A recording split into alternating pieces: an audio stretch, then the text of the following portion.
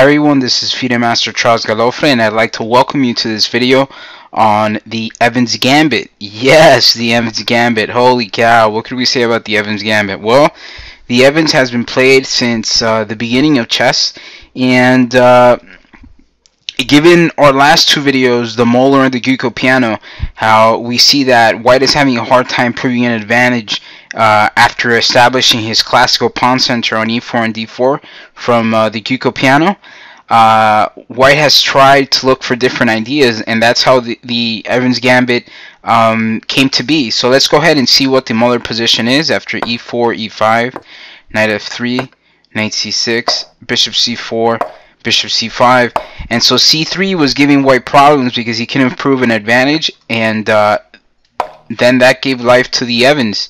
And the Evans is it's a lively gambit. It's fairly reputable for White. There's been some players that have played it. Garry Kasparov played it versus Anand and crushed him in a model game. And Nigel Short has played it on and off in his career with mixed success. So with that said, it's an opening that could be played and considered to play. It's at least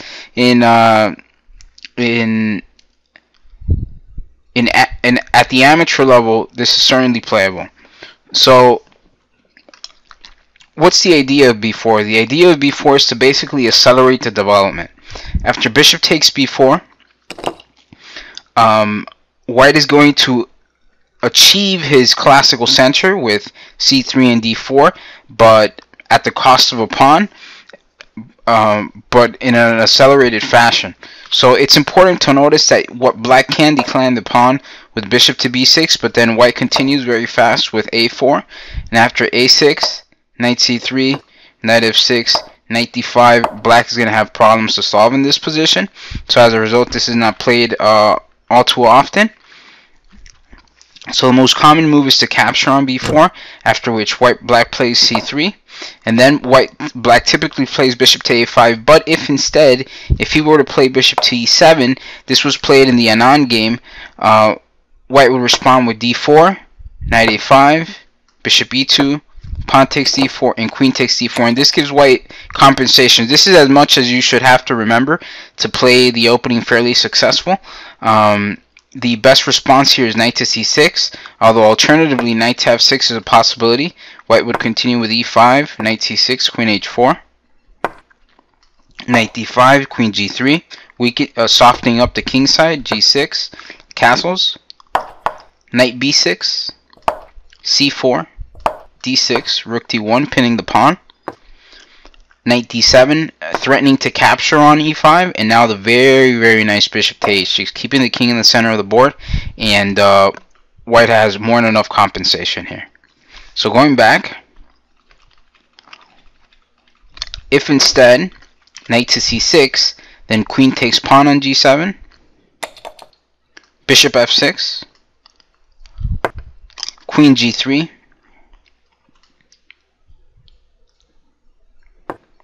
d6 is given as unclear by Garry Kasparov. So going back, another alternative here is bishop to c5, which is a mistake because White plays in accelerated fashion d4, pawn takes, castles, d6, pawn takes d4, bishop b6, knight c3, knight a5. If knight to f6, do you see the best move for White here? White moves forward with e5, and after pawn takes bishop to a3, he's completely crushing Black. So after knight to a5, White plays bishop to g5, a very precise move, knight e7, knight d5, f6, and how would you continue? The sacrifice here is bishop takes f6, pawn takes, knight takes f6, king f8, and after knight to g5, this position should at the very minimum lead to a draw for White. So going back, the final alternative is that has been recently played is bishop to d6, and it was played by Alexander Grishuk. White typically plays d4 here, knight f6, castles, castles, rook e1, and now black plays h6, and this position should lead to equality for black. So going back, after bishop to a5, the best move is d4. Pawn takes d4, castles, and now knight g7. Chigorin believed that capturing this pawn was possible. He played a couple of matches with Steinitz, and he did get crushed in the majority of the games, so I wouldn't advocate this way of playing for black, because I mean, there was some brilliant chess that was played. Knight takes c3, knight g7, and I would rather be white here, because white has phenomenal compensation for his two pawns.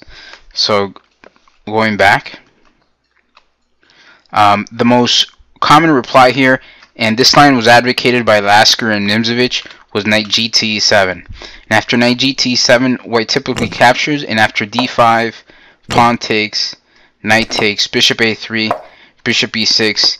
Even though white has compensation, it's probably more favorable to play this position for black than for white.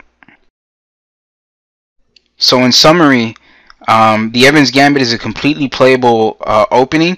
It's actually extremely exciting to play at the amateur level, and so if you're looking into it, I would hands down recommend it as a favorable opening for your repertoire.